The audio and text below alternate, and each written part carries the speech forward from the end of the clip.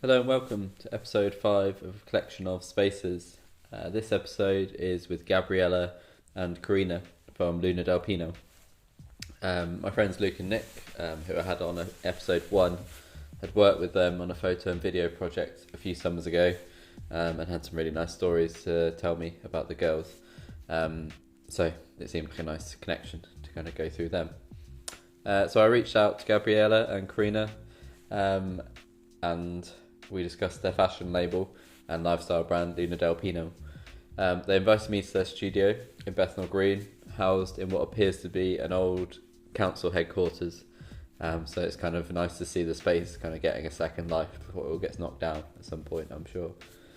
The duo, whose bright studio corner was filled with fabrics, samples and objects from their research trips. They were surrounded by artists and painters whose studio spaces were divided up by curtains and by bed sheets, something that you often see in these temporary studio spaces. Contrasting that to the glamour that you do associate with the kind of high-end fashion world, something which we kind of had a conversation and a bit of a laugh about. We spoke about their early days of building the brand in London and the journey they took to discover the artisans and craftspeople that they now work with collaboratively in Guatemala. A collaboration which developed from a creative soul-searching trip to learn about textiles and weaving and kind of different processes. I learned about the process of creating and showcasing and then selling a fashion collection, what that really means and how long it takes to go from an idea in a sketchbook to an item which we can wear every day. Gabriela and Corina are full of excitement for the processes and the fabrics they have discovered on these research trips. It was a really enjoyable hour spent in their studio, and I hope that comes across in the conversation. So where are we today? Okay, so we're in London, we're in Bethnal Green, and we are in a charity-run building that offers artist studio spaces. So we have one, basically, here. Well, it's quite affordable spaces for like artists, so it's a really beautiful organization. Yeah. Definitely. And we have this gorgeous studio, which it has like corner windows. That it just seems like to be the most luxurious thing in London. Yeah, you're not just. I just have a skylight in mine. But then I've been in places before where kind of like this, but a warehouse. And it feels quite warm in here as well. I mean, we got heating and aircon for free. Aircon, like which it's also crazy. is, so we're lucky actually with this spot, because when we first moved in here, we had no window space, and then this came up and we went for it, and it's Was that space smaller than this one? It was actually bigger, and it was more expensive, and I didn't realise, because I guess the fact that it didn't have windows, like at least in my head, made it seem smaller. Yeah. For some reason, and then when we moved here, like the bill was cheaper, and I was like, wow, this must be smaller. Yeah. So we've been here 2 years, and in London, this is like our 4th studio, I think. So we started in Haggerston. Yeah. In a very small space, It was amazing. Like, it was amazing. We knew this landlord who, like, back in the 70s, he bought like a whole block in East London in Haggerston. He owned half of Haggerston. He owned it, like, literally, and his job was like, what was his job? He's called Cowboy, and everyone knows him. He's like proper. He's called Cowboy, and you ask him what his name is, he's like, I'm Cowboy. Cowboy. Yeah, he's taken that personality on. Yeah, he's Cowboy. The persona. He ended up being a bit like our grandfather. Yeah, honestly. So much love to Cowboy, seriously. So much love to Cowboy, yeah. Because we basically went and we were like, we have no money, we need a studio, we're like opening this, like starting this brand. And we convinced him to give us... That's true. We were like, give us a space, because he had the whole block. And we're like, please, the smallest space, like, we don't care. And he was just like, after a couple of weeks and like calls and everything, he was like, fine. And then he was using this room as storage, because the whole house. They had all ththese buildings, so like whenever they refurbished one, they'd use whatever building they didn't have like licenses for. Yeah. And like honestly, these people were like, you've never seen so much you've clutter never and seen shit something in like your that. life. Like, you would walk in, he was like, fine, I mean, I'll give you the smallest room. And we were like, we'll take it. He was like, do you want to see it? And we're like, whatever, we'll take it. Like, how bad could it be, you know? And it was, you couldn't even walk. walk. Like a creaky door. Oh, literally. Oh my god. If there was a door. Our bathroom, like, in the Oh, our bathroom was in the top floor and there was no floor? door. Yeah. So every time we heard someone coming upstairs, we'd have to be like, wait. Someone's here. I'm here. Someone's here. Yeah. No, Just and then the window was broken. the window was broken, but there was a hole in the wall. So like in winter, you were outside peeing. You were just like, there's a hole, like you can see outside. It was £200 though. Yeah. It was manic. It was manic. Yeah. Like we entered the room and we had to clean it, and I think we spent like a week or two cleaning. Like it wasn't an easy job. Yeah. And it was a tiny room, so we had this table. Yeah. And you couldn't really walk. You couldn't walk. Like there was that and that. That's kind of like my workshop. I'm like crabbing around. Yeah. Just like this. Yeah. It's like and then you move things, and you're like, why didn't I move that before? Because this makes stuff so much easier. Yeah. Well, this table was big, but this is like where you properly do like pattern making and cut. Yeah, you need a big space. Yeah. You know, you need the table surface. Yeah. Like this has been through a couple of things. Oh my God, we actually had to. So if you look here. Also moving it is very big. Yeah. It wouldn't fit through some doors, so we had to like. Our friend was like a woodworker, and he cut the legs and then inserted like wood bits to. Nice. It works out though. Yeah. Anyway. I mean, it made me sad, but yeah. Yeah. What was that feeling? Because I guess you worked for bigger, like fashion brands before that. Was that right? Cooler, and obviously they have like quite studios. like plusher studios and like big budgets. What did it feel like going from like those really nice spaces to this smaller space that didn't have the door on the toilet? There's a couple of different directions we can take that. Yeah. Because I guess it's your own you thing, know what? so it feels good. I think we've never actually thought about it this way, but look, I've been to some offices and studios that are incredible. Incredible, like mental, like aesthetically, like a dream.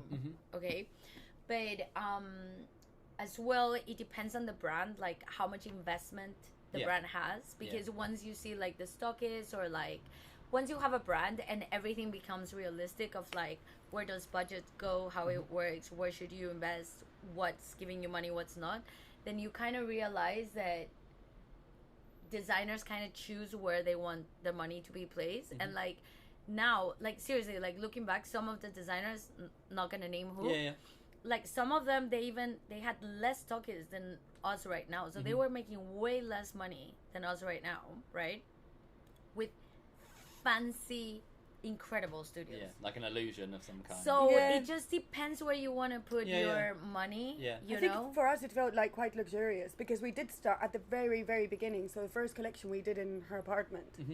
We basically we didn't sleep. Yeah. It was like a manic 3 weeks, I'd say. Like honestly, we'd sleep an hour and a half at like from 4 p.m. till 5 p.m. just to do a nap. Or like and just for nap to keep working. And it was all in her her studio or her flat.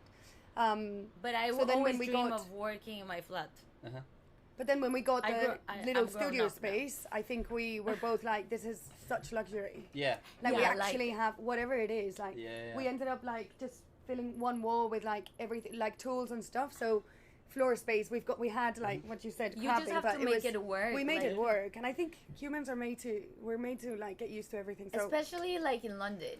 Yeah, I would say like the English sort of vibe with like young artists or designers is always like you have to see what you have to make it work. Yeah, you know, like this is like amazing. You know, we have so much floor space. Yeah. Like there was a point where every floor space, you know, you have to take the chair out to like make patterns out and unplug things to like, you know. Yeah. But I guess, there's a real contrast like with those design, like the fashion houses. Big fashion houses. Fashion houses. And young designers, definitely. Yeah.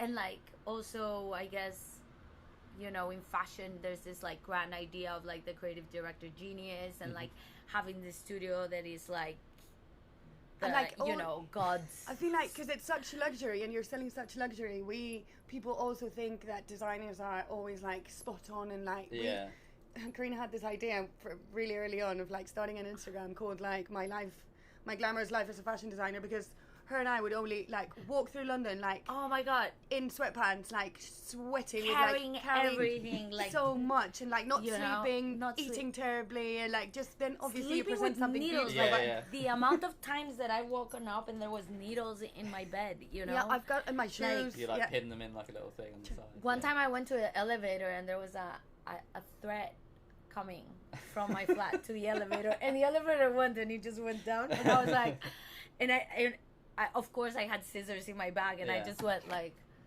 a little cookie, and I was like, trail back to you. Is this the end? Yeah. So when you were saying that those 3 weeks of work, so that was your first collection. So what does that kind of did you have somewhere to present it, and then you've got to like work back? So if someone's like, you can show it here in this space, or look, what happened is that we actually. My understanding, I guess I don't understand it too much. No. It's good that you asked this because we never actually thought. And I understand like having things in a showroom. Yeah. Yeah. So, but yeah, just the path to get to that. Yeah. What is that kind of? But like? should we explain how we started? Yeah. Because I think it's how like the project started, because it's a great story. Like we were in these big fashion houses, right? But you end up working like crazy hours, and of course now we work crazy hours. Like it depends on the season, right? But like when collection gets really strong, that's where we like work intensely. Right now it's a bit quiet, like we're building up collection. Okay. But like working for another designer, we were just like a bit without a life, really. Like imagine we were like 20 young, and like just I don't know, like there was 3 months that I didn't have a social life or went out for drinks with my friends, and then I finally went out and I was like, what is this? Yeah, it was like a zombie. Yeah. And we've always been really like hardworking. Like I look back and I was like, wow. Yeah, it was hard labor, but it was also you're doing it for someone else, and I think we were both a bit like at the time we want to learn. We were really you're like absorbing it and like living it, you know. That it was really nice, but it got to the point where both of us were a bit sick of it, and sick of like also the way they would make collections. So like handmade, anything that was like maybe a luxury for us, and that we've also learned more and more throughout the years. But for us, like a luxury, and why we bonded at the very beginning, or like one of the reasons for why we really bonded, was the fact that we both used like our grandma's and mum's closets, and like would use those clothing that when we were doing fashion did not exist anymore, because like things were done cheap fabric and like just made embellished to look beautiful, or like cut to make beautiful, which that is really cool on its own. That has its own, of course, you know, merit and luxury, and like we're not saying that, but like we were missing this sort of like luxury material or luxury feel to fashion, more like clothes. And like it was just a combination of like quitting our jobs and then just being like going back to sort of like just like the initial of textiles a bit. Like Gabriela was taking a course on weaving and embroidery, so I was like, I really wanted to work with my hands more, and like really wanted to manipulate fabric rather than just like make. So we like, I don't know, we quit it. I quitted my job. Did you quit it? We quit at the same time. And did you have a discussion about that? Had you made anything before? Months. Corina was like, craving. I want to go and do hand weaving, like a backstrap weaving course. I just wanted to do something that had nothing to do with fashion. Okay. And like just more just like about the process rather than the finished item, like the details. Like, you know, there's just such a satisfying thing on just like, you know, you have to put like beads here and not like something repetitive. It becomes like meditation, and just get out of the fashion world in a way, you know, just like we can go to this lake in Guatemala and take this weaving course with like artisans that have been doing this for centuries. And she presented me the idea. I was like, I was weaving here in London in like a place called Hand Weavers, which is incredible, on a 12 or 8 shaft loom, which is like a small loom on a table. You can do incredible things with it. She presented this idea to me, and I was like, I'm Guatemalan. Okay. And I always had and I always had the Guatemalan textiles on the back of my head. So I'm always like, you know, you have to do something with them, but they are so traditional and so like, for me, like I've seen them since I grew up, that I was like, the correct idea needs to come, and it will come like in life, but like not right now. And it was always here. So I was like, oh, why don't we go and weave? So it was Gabriela, another friend, and me, and we just took like a couple of days to go and weave. Yeah. And it was like incredible. a 3-day course, and we were crying at the end of it. Yeah. We were crying. Just we were like, like, with, no. like kind of like feeling inspired, or just it kind of ended. Inspired. Oh yeah, my inspired, God. and it ended, and like. And like, They're like, it can you leave? ended, You're like, and no, like, I want to stay. You know, No, every we day were it like, finished at what? 5, Yeah. and at 5 we'd be like, can we stay one more hour? And they were like, well, sure. Okay, we've never had like people, so it So was just eager to learn. yeah, it was just really incredible, really Yeah. difficult. we were extremely also difficult extremely art. difficult. We were also like so ambitious. I remember because Yeah. we entered the like storage room where they have all like the color, you know, in the yarns Colours and where like yarns. I'm trying to find if we Yeah, have a yeah, yarn pick anything up and of, like, show me, that'd be cotton. great. No. just like cotton, and we're like, that is cotton. You know, it's just, it sounds so simple, but it was so like Eye-opening. eye-opening. Like Yeah. we've never seen textile in this way. We've never seen yarn. Yarn, Yeah. yeah. To Do you think like part of that was like you just being so open to ideas at that period in time Yeah. as well, as yeah. well as like obviously We didn't know what the to fabric expect. and everything Yeah. being like really exquisite. Like you'd found this thing and then you were like, I'm open to it. Yeah, like, yeah, if you'd yeah, gone yeah, a yeah. year before and still working in a big institution, you'd be like, right, what's the best thing? We need it for this Yeah. Oh my God, exactly. yeah. outfit. You- And then you're kind of done, but like you're just Yeah. like We kind of ready went. to kind of accept it. Yes, but Accept like inspiration. imagine like walking into a room, right, and you see all these madejas Okay. of cotton, and then you're like, that's cotton. Like it's so stupid because you are working with cotton throughout all of your career, Yeah. but then you don't see the raw natural like The fiber. fiber. The actual fiber. Like You even know? learning Yeah. like Even that was like, why is that so beautiful? And there was colors and colors, you remember? Yeah, and we yeah, just spent like hours going like Picking. this and this and this. And we're like so blown up about like just seeing raw cotton. Mm-hmm. Like it was just But I so think you're simple. right. It was probably a right time. We had both Yeah. making a decision. Like we We were were fed up. very We were both like, Fed up. Yeah. and let's look somewhere else. A Yeah. bit like what you were saying earlier of like I did this and then I Yeah. decided, and that's how my career moved. I guess Yeah. like that's what happened to us. Yeah. Yeah, then we we- needed a change. Yeah. We Like came back we to needed London. a change. Like look, if you like touch it, Mhm. you know, it's just such a special fabric. This So is how is this something? I was going to say, is this something you would make, or not you, but like the people that you've discovered? They Yeah. are How is this made? artists. Yeah, yeah. They So- say it's so- all so- art. Like on a loom of some kind. Yeah, I'm Th- assuming, like yeah. a body loom. We're gonna Yeah. show you, Blackstrap.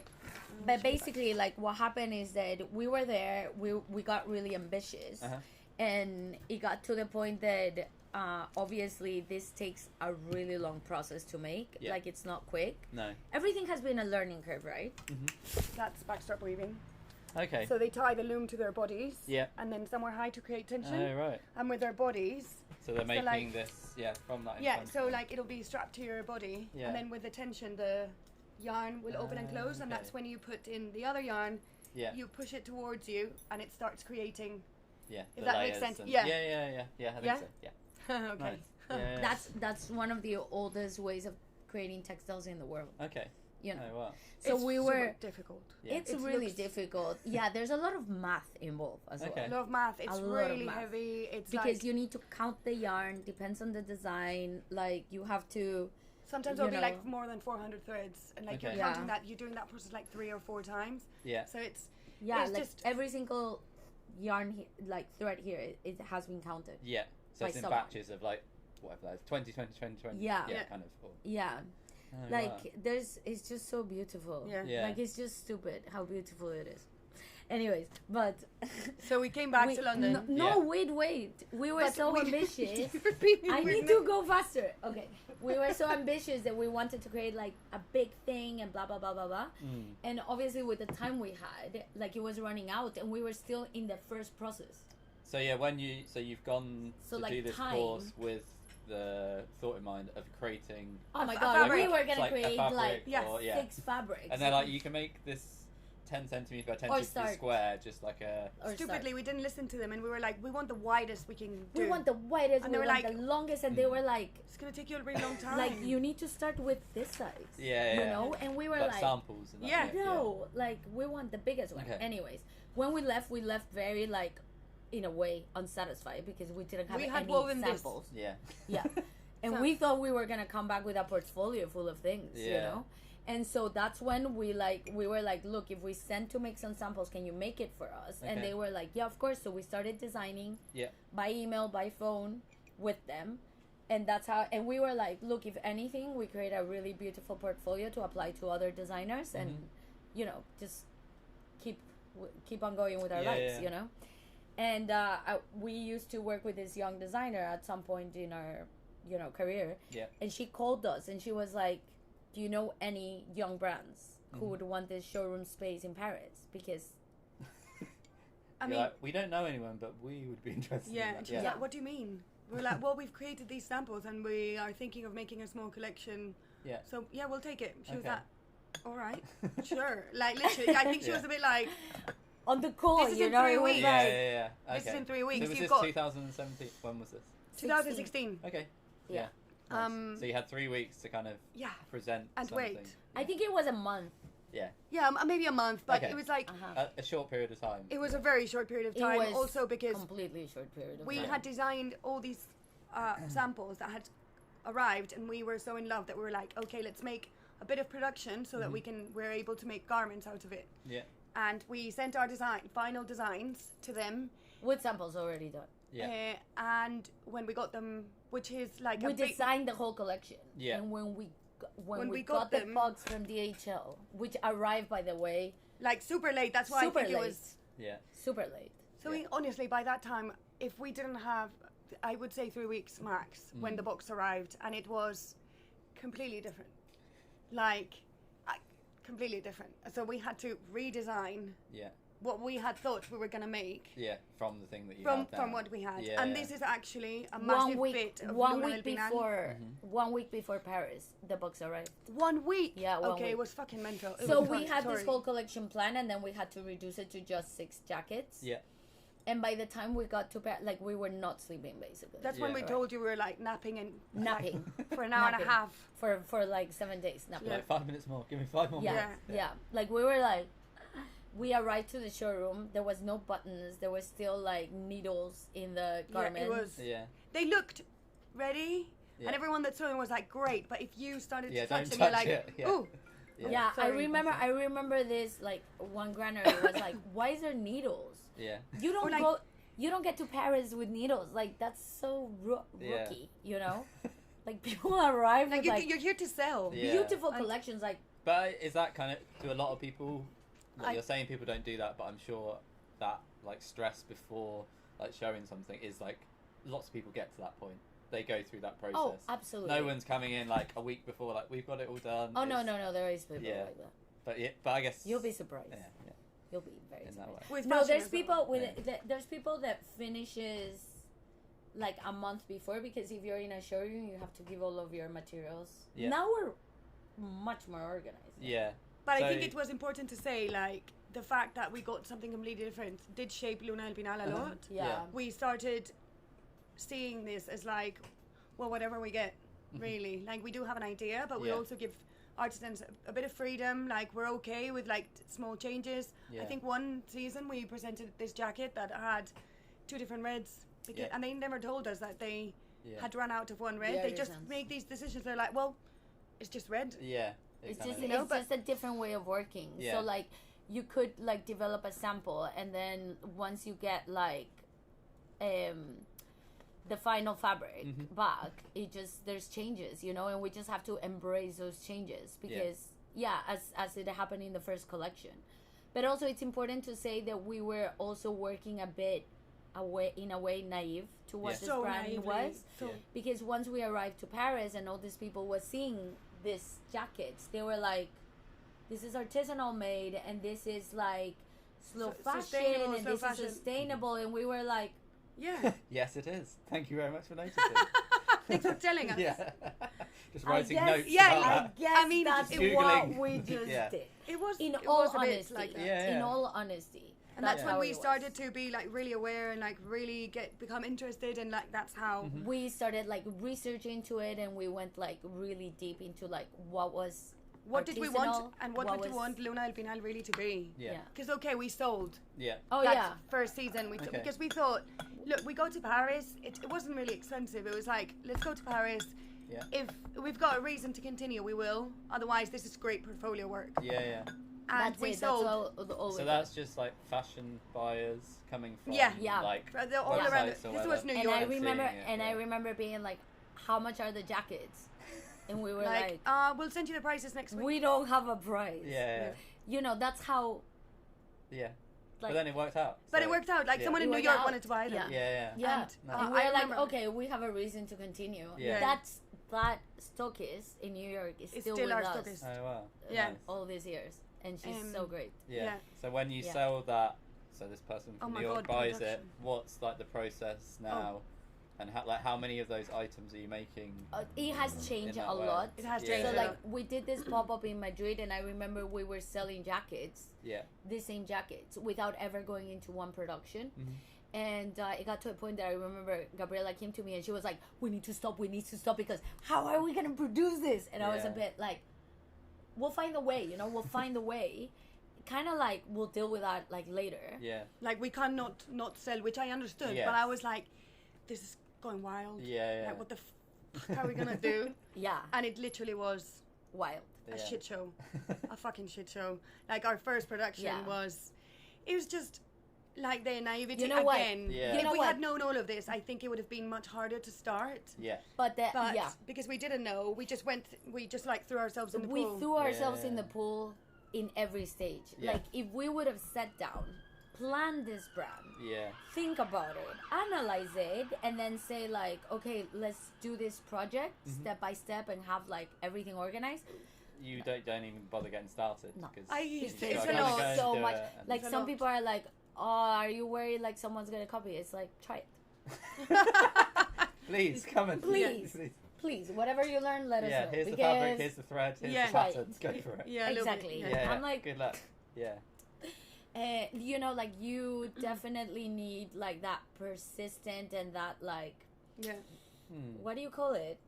Perseverance and like patience. crazy. And this is where like we sometimes we don't know where we have it from. Yeah. Because you travel like thousands of miles to get to like this technique. Yeah. Then the artisan is like, I don't want to work on this because this It's is too not difficult. the traditional way. This Okay. is too difficult, and we have to convince Then- sometimes the artisans to do like errors. So this is considered an Yeah. error. So they for an don't. They're like, you're not gonna pay me, and we're like, no, you don't understand. Like this is like This work is in cool. progress. Yeah, Like yeah. we will pay for this. Yeah. Yeah. We have to convince a lot of artisans to, because there's a traditional way of doing textile, Yep. and whatever is not traditional is considered bad, Wrong. Yeah. wrong. Yeah. So we have to we like it has been a work of like changing the artisan's mind that in order for these textiles or the technique to actually survive in the world, you have to like evolve and make it into something modern. Yeah. Otherwise, it's just gonna die. Yeah. I think it was like we adapted to them and they adapted to us a lot. Like Yeah. we adapted to like we work with quite a few communities, but it was been like, well, now our relationship is like for a really long time. But at the Yeah. beginning, like honestly, we would drive like rural Guatemala and be like knocking on doors, like Knocking hey, on doors. Do will make you this? will you make these through pictures and drawings and like And we like- want this thick and Yeah. this Yeah. 1 centimeter, and they were like, And we don't even speak the same language because in a lot of rural Guatemala, there's like 52 different dialects in Guatemala. Spanish is actually just spoken mostly on the city. Okay. And like, yeah, it isn't every time, but it's not like for granted that every artisan knows Spanish. There's a lot of artisans that we don't communicate. We just visually, we're like, this yes Times like 10. visually. yeah this yes this Exactly. no. So Oh, like, wow. it's also like a language barrier. Yeah. There's a But lot of trust in that. Yeah. In that way as well, because otherwise. there's a lot of Yeah. like trial and error until you get, and sometimes like what Gabriela says, like you get some textiles back and they impress us, know, like we gave certain direction as designers, but like what we're gonna get at the end is just like Yeah. a complete surprise. Yeah. And we know that like Yeah. every time we develop textiles, we're like, well, here goes like what we kind of think, but Yeah. what we're gonna get back is what we're gonna get back. Yeah. You know? And It's not sometimes it's like it surprised us, like it's exactly what we've asked them for, and Yeah. sometimes it's like it's not, but it's incredible. better And than it's what also we so thought. good that they put their input, so Yeah. It's Um, like a real sort of collaboration, Yeah. but we got to this point like years after. Like, you have to, you know, like, there's some, looking at other fashion brands where, you know, they work with these amazing manufacturers of like textile manufacturers that have been there for like centuries, and they know exactly how to develop, and the designer, you know, you enter a room where they have like thousands of samples already there, and it's like, change to this color and this color, make it, and I'm like, yeah, of course it's gonna look nice so easily. You know, you're like, basically pressing print on exactly, and you have, you know, very seconds. professional people that work on these textiles. They have the machinery, they have the technology, and you know, you choose a specific Pantone color, and it's like, there you go. You know, it's nothing like that. It's like, it's also, I think, the beauty that we find in this, like working with there's an artisans adventure in like any part of the process on this brand, you know. And well, if you're very controlling, you go to the Pantone. Choose it, because otherwise doing what you do, some people be like, this is so like even more stressful than it sounds like when you're talking about it. But if you're like, oh, it's okay, maybe that doesn't work for this jacket or this dress, but we can use that later down the line, or take some small bit from it. Yes, you exactly. got it. Yeah, you it's literally not like got it. pulling your hair out like this is the end of the world, because it doesn't look like the render that you like it took your us a while, initial though. plan, it took us a while to be this flexible. At the beginning we were like, oh, fucking hell, we really like, wanted these trousers. But like, you know, it just teaches you how like controlling a human can be, and like this brand is definitely about like, there's not that much control that you can like, there is direction, but there's no like, and it's definitely a learning experience for like anything. And really. I think what's really made Luna del Pinal, like, I don't know, like with fashion, there's always like deadlines, like really hard deadlines, and like you need to do this then and this here, and otherwise this doesn't happen. And like we really had to like be like, okay, let's just breathe, because artisans are not used to, like, the communities of artisans we work with, like, live in rural Guatemala, they give a fuck about London Fashion Week. Sorry, or like if you don't be have like, oh, we have a showroom, okay. Yeah, cool. What is that? We need to sell this here and then, and they're like, well, but you can always sell, no? Like, it's so. Did you feel it was hard to get out of that mind?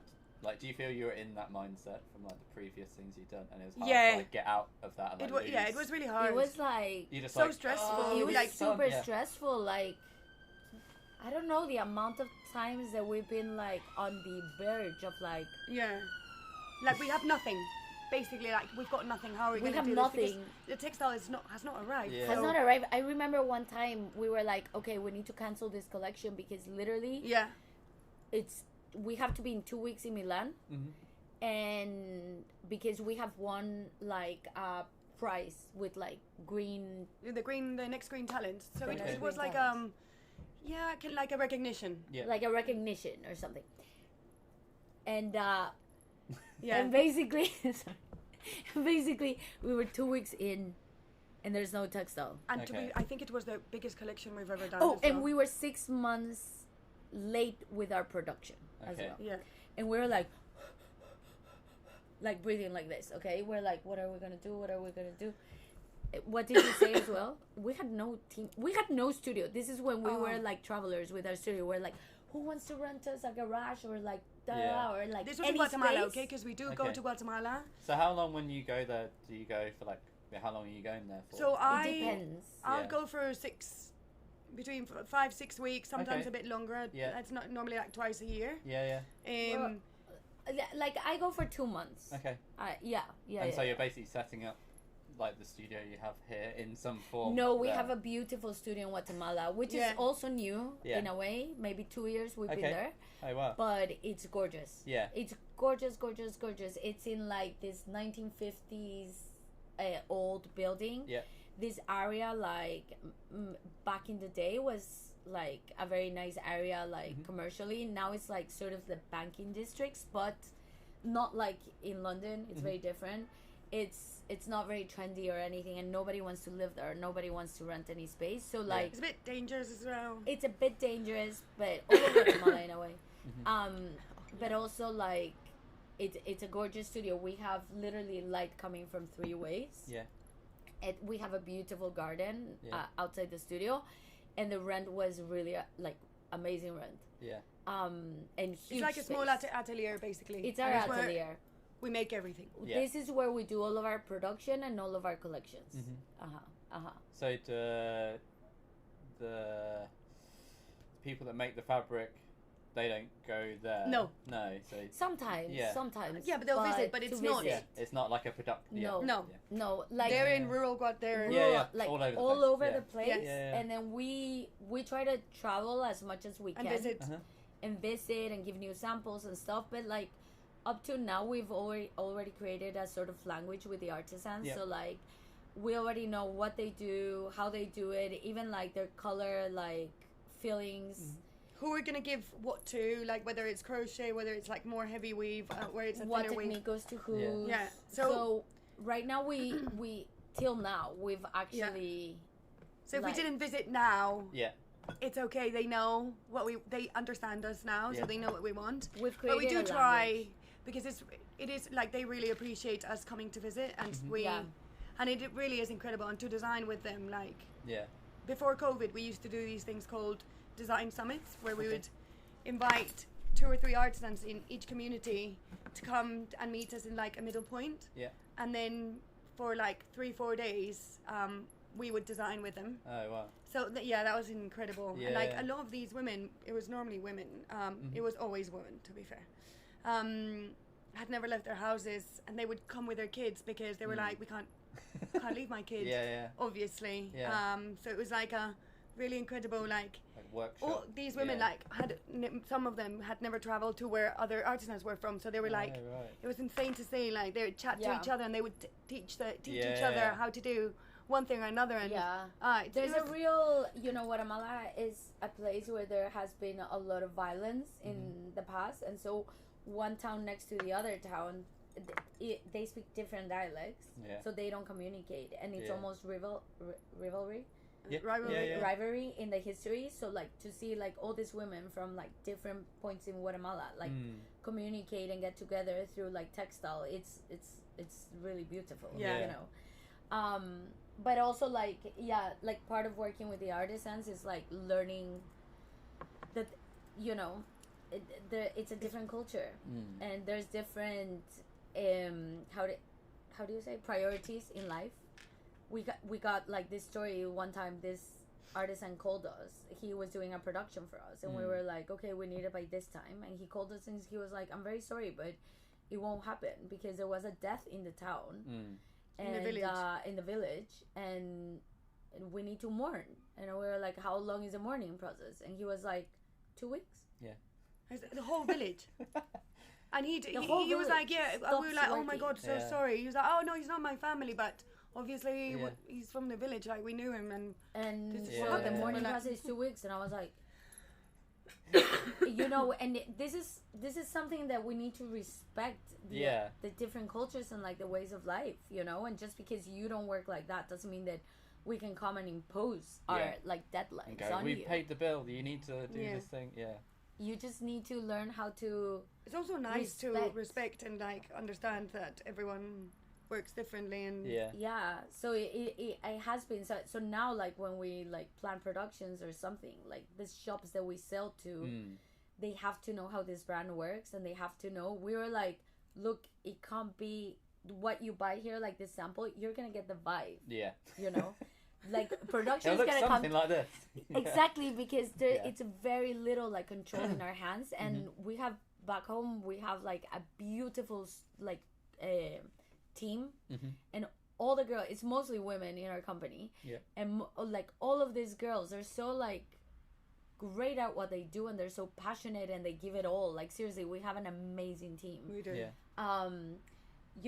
That, and they're like, they work with each artisan, and the way we build the collection is like every artisan is a specific situation, and the relationship is a specific. It's like, this artisan doesn't pick up the phone from this time to this time. This artisan like, and they know, they know, and it gets very personal. It's like, well, the son is going through this and this and this, and like, it's a different way of working. Like it's a different way. It's definitely like a very human company, like a very because we know each situation for like everything. A great example is like what she was saying about the vibe. This is the same collection, but look at the colors and like look at the lines, okay? and they will receive like 10 shirts, and like each one of them like It's will different. be completely Yeah, different. This is like hand dyed with indigo and rhubarb, actually. wow. Yeah, and it's a technique called shibori, but like again, it's hemp. So if you're buying into Luna del Pinal and you don't accept things like these, well, the thing is that the whole industry, Yeah. the whole industry has been built for you to get identically the same shirt. Beautiful, like you crisp, you go to a shop and you'll be like, there's no variation. No. Like if you see the shirts, it's like small, And if you do, medium, you're like, something's wrong with Yeah, this exactly. one, and that Something one's is going wrong, in the and sale, that's- or that's literally what you think, and that's how we've all been educated. Whereas this kind of brand, you're gonna get this next to this, even though they're both small. Like, it's not gonna be the same. There is a uniqueness to each piece, which for us there's a strength and there's a real beauty in it. But well, you're the only one that has that. Yeah. Because even It's though there's really like unique. maybe 300 of these, you're the only one that's actually gonna have this one. No one else will have the same line there. yeah. And so for us, that's the real luxury. Yeah. There is behind the brand. But Have you seen like the specific artisans like work kind of change and like evolve? Oh my god, yeah. From being like before, Totally. before you came along, this is very traditional way of doing it, and then you've introduced and shown them whether it's something like that, and like their work has kind of changed and gone not into a more modern way of doing things. No, but it like, is. It is. Yeah, I don't know what We the have right this word is for that. association that started adopting like certain techniques that we've developed, and every association will have the little shop where they sell, things, and so you go to the little shop and then you start seeing like techniques that have been developed and that we have like introduced. Yeah. Like, in a way, it's very sweet and it's very nice because that's the evolution of textiles and like of But the also artisans. like if it's gonna help them, but it's incredible. Yeah. Because also like you go to the market and everything is the same. as beautiful as it is, like it's all the same. They're all selling the same thing. Okay. Yeah. Everyone at the market will be selling. If it's textiles, it will be exactly the same. So Even if it takes forever to do a textile, they'll do it the same. And so it's so beautiful to see that like we can get there, explain to them like, guys, we need to like develop this into more and more, and they actually like adopting it and adopting it. They Yeah. adopt Because they were like, oh well, if we do this scarf differently, we have better chances of selling it. Like it And stands so- out from A little bit, the yeah. same- yeah. Yeah, It and looks that's the same, but it's like different technique or slightly yeah, different or like design. they've added a different color that they normally Yeah. wouldn't because in their town they use this, and this color. You know. Okay. yeah. So Oh, it's right.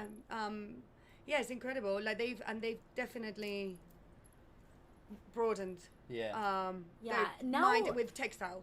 Now like our conversations with the artisans, it's very like we want to do this and this and this, and like it depends what association and who you're talking with, but some of like the artisans are like so open-minded now, they're so up for experiments. Like, do they come to you with ideas for things?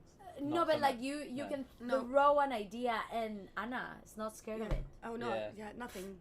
She's not scared of it. No. She's like, okay, Cody. We'll try. Oh, wow. Okay, we'll Yeah. try. And she's like, do you want to do this? And sometimes we have to change like 5 times. Yeah. And she's like, okay, change it. Okay, change it. Like, she's so used to like, just like change and develop and develop. That's what we adopted from like these great studios. It's like the change in the development, and well, it's also like the education that England gives you. Mm-hmm. The change in the development of something to make it, Yeah. Elevate it. Yeah. Like Doesn't- what you were saying, like it never ends. No. You can Like just you keep on can going. keep on going. Yeah. you We always say like, if we had more time. Yeah, next collection. Collection.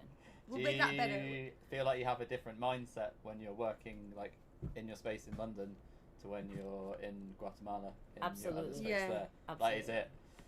I would imagine like London maybe a bit more intense. That No. you've got the traffic and everything going around. But is it?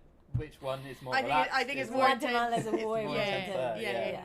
Yeah. Well, you Yeah. also have a lot of people in the studio, and you're also developing new collection and And working the traffic on there is production. And more Probably. insane than here. the thing is The that Bethnal Green High Street. Yeah. where our studio is based in Guatemala Mhm. could be something like maybe like close to Oxford. Piccadilly Yeah. Okay. Circus in London.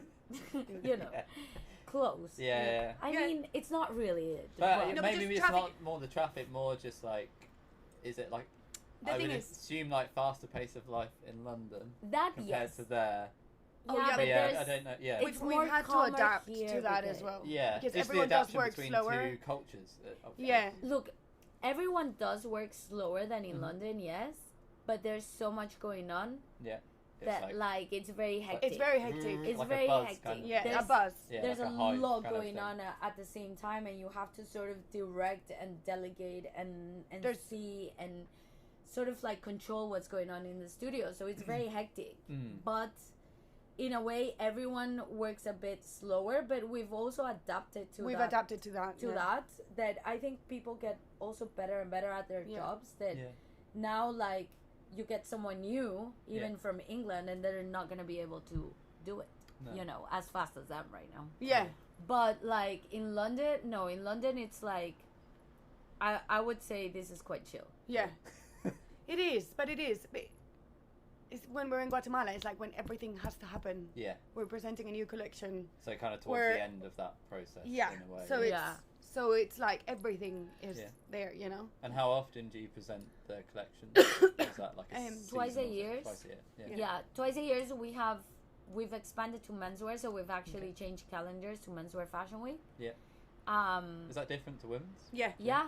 We actually have it on the wall. Look here. We can show you. I've seen like these photos here. Like Oh yeah, that's our first. That's our first men's. men's.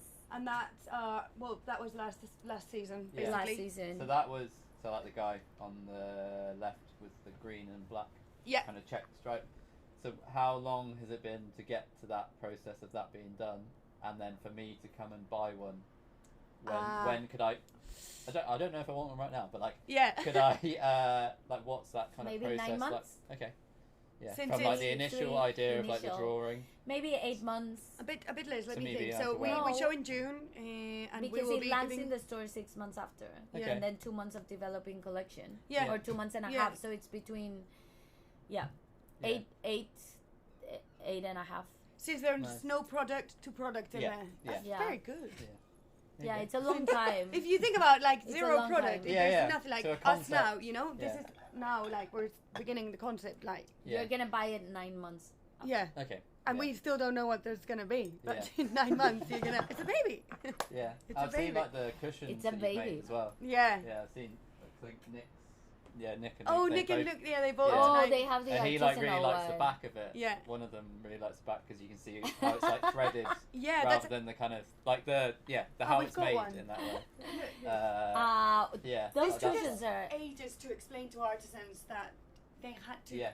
sew like that, like the Yeah. backs of the embroidery. Yeah. That as well. It took us you can't imagine. They would do it so perfectly. We're like, no.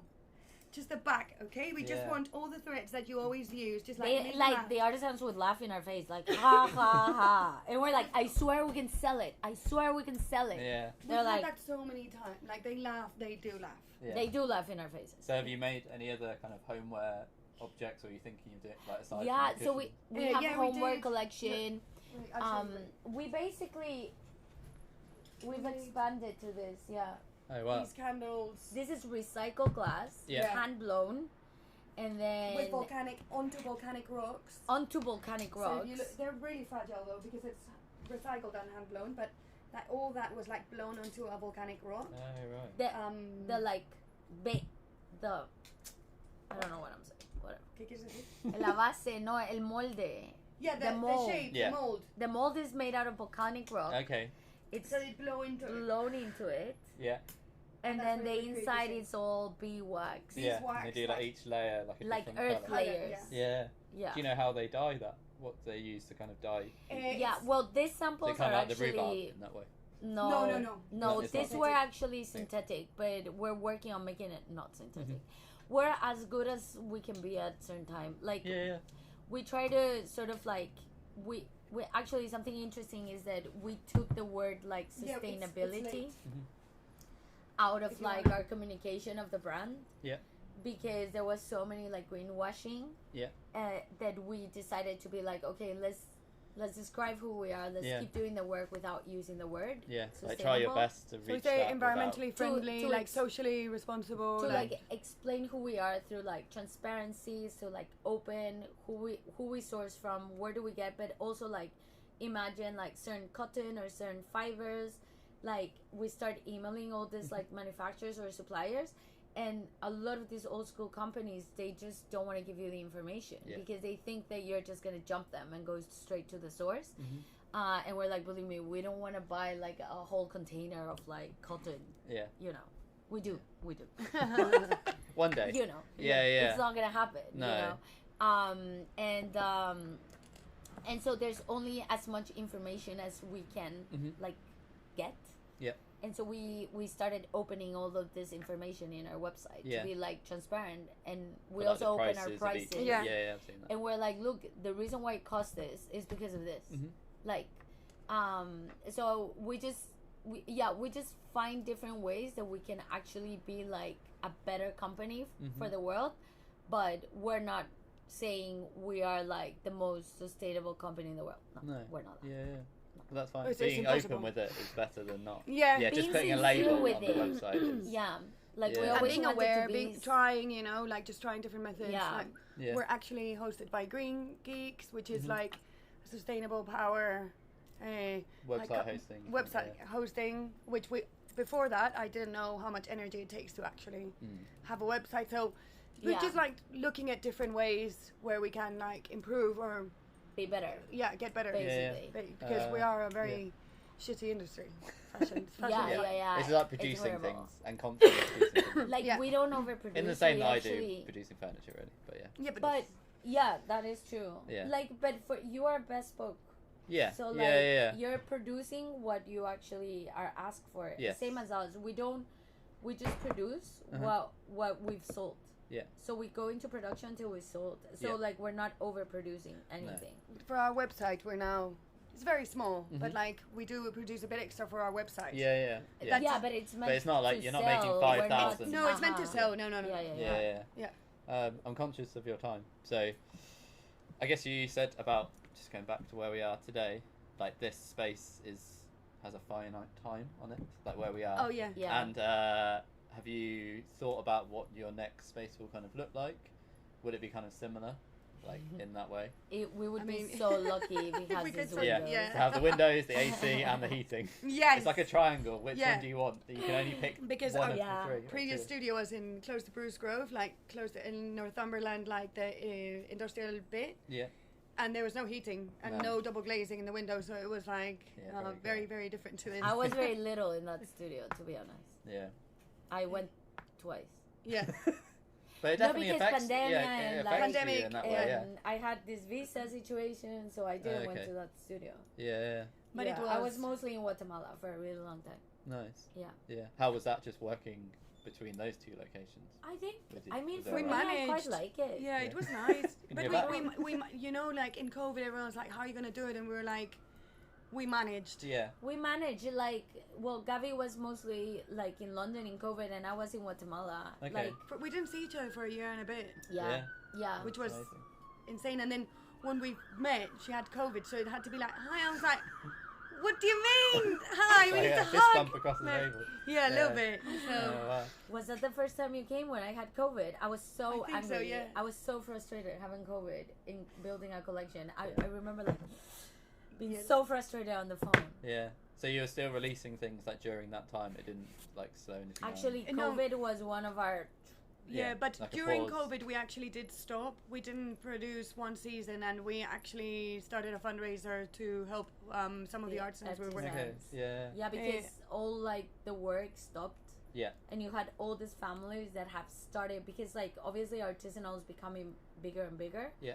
And so all these families were already like, you know, expecting production from all these artisanal brands in Guatemala, and all of a sudden all the work dropped. Yeah.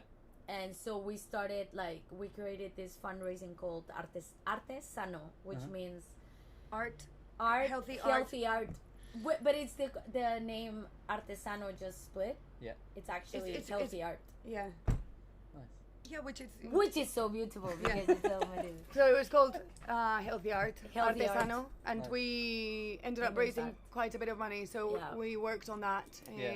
and like For a help long the time. artisans and their families with like food Provision, like supplies and food supplies for like a month, medicine. medicine, like hand sanitizer, like all these things that were sort of available to the rest of the world, but obviously not in rural Guatemala. And help them a little. Help them a little bit in the way we could. That's what we did for a bit in COVID. Nice. And then we went back to creating a small collection. And we stripped back and we're like, let's just make something like really concise and kind of like start again. And we actually get your point across in like the smallest collection ever. But actually we started selling more in COVID.